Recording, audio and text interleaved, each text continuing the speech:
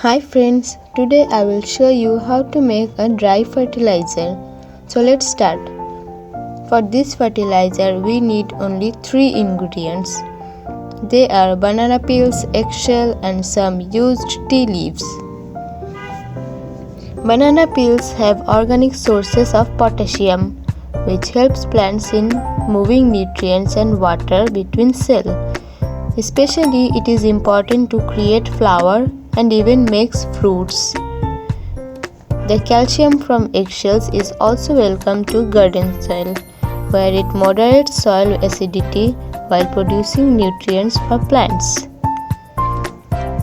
Tea leaves contains nutrients and tannic acid which create more fertile environment for garden.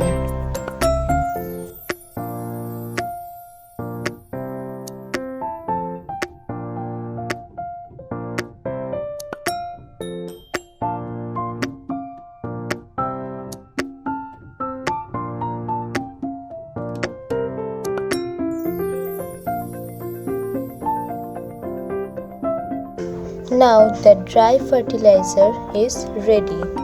You can add this fertilizer in every plants, and it is very easy to apply because it is dry.